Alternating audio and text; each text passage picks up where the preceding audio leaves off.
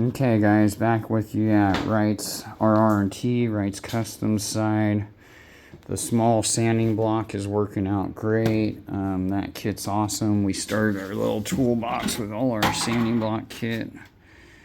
You know, we're probably gonna have to upgrade to a bigger box later. The Maddox hammer, the door skinning hammer. This is an update review because I think we reviewed this product 2 years ago. This is a, in my opinion, must-have door skinning hammer set. I like that curved side. It gets in some nice spots. We're going to lead you over to this where we used it. We took out all the dents. It's just kind of like a little ripple effect here. And what we're going to do is body fill with some glaze and some filler that's going to, you know, not take a lot but minimize. And then we started refining all the body filler that was here from the gentleman who welded in the rocker panels. So we're refining that. We wire wheeled out the bigger rust pits that were, you know, decent size, like silver dollar size, or a little bit smaller, like $half size, and we filled them in. We started working these sidewalls because they're going to be painted brown with the back wall and the dash and everything, just in case the speakers that are going in there do not cover everything. We're also going to be using a product that we've used before by Duplicolor. It's a rust barrier, and it's a rubberized coating, semi-rubberized I should say. It's not like rubber, but it the reason we're going to put it in the floor pan is because when the carpet comes back in, the reason you get a lot of this big rust pits in these foot spots is snow, rain, you're getting in and out, your shoes are wet, they eventually, or someone spills something. So then if you have rust there and it can puddle, it'll send, like, even if it's just water like snow, melts and you step on it again and it has like a rust puddle under there, it could bring a rust stain back up through your new carpet kit. So we're going to make sure that don't happen, or it doesn't rust back through to an amp. Or so Duplicolor rust barrier, it's cheaper than most products, so for under carpet, not a bad product. I've used it many times. I'm not sponsored by nobody. I buy everything on my own accord, my own dollar, including our fancy Weber gear, the G90E, another updated product that we reviewed a long time ago.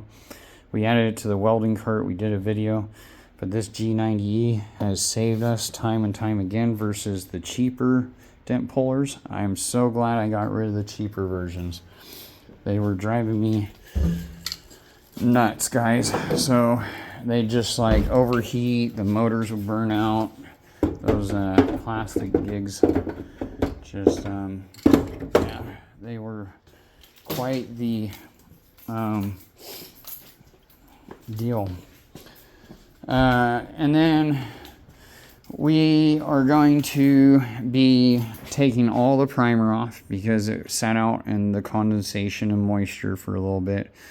So, you know, I have the truck bed out in the rain. I'm not worried because I'm stripping it completely down to, you know, pretty much mostly metal everywhere. And then we're going to basically, because you can't leave, the high build primers are porous. They'll absorb moisture. You'll get moisture between the primer and the metal.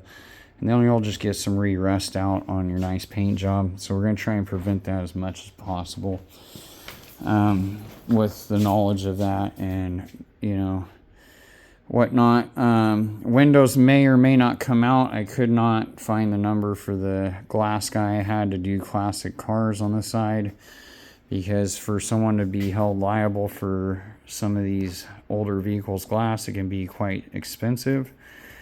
And it's good to have a good glass guy, so I'm going to look into that as well. Try and find them again or find another one. And then we're probably going to have the windows took out because we found a little rust pit right here. And that tells me if we don't, it goes up under there, under this seal. And we don't know how someone took care of it. So if we don't, it's just not good. So,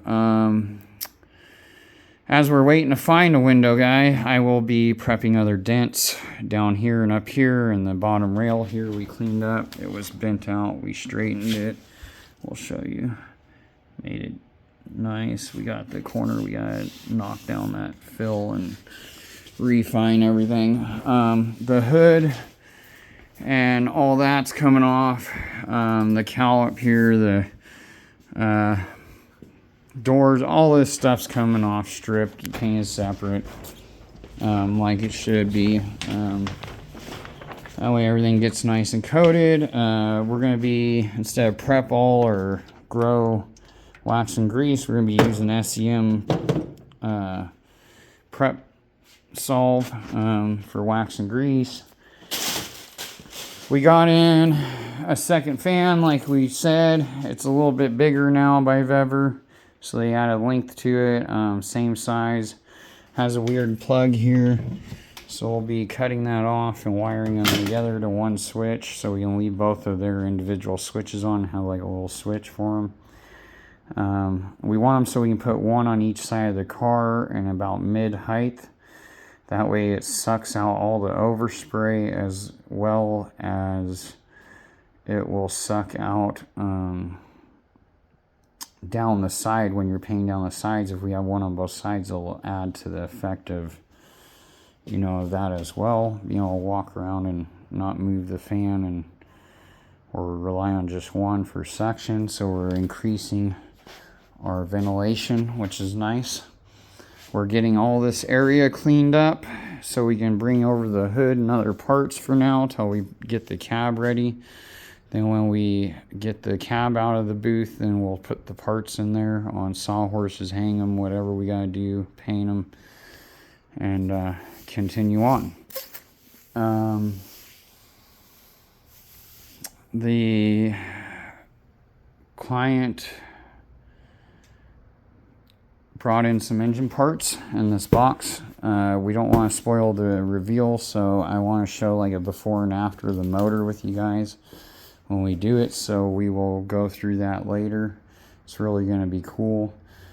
And then we're going to lead into our paint gun giveaway. Lister for the Love of Paint, which isn't going to be that hard.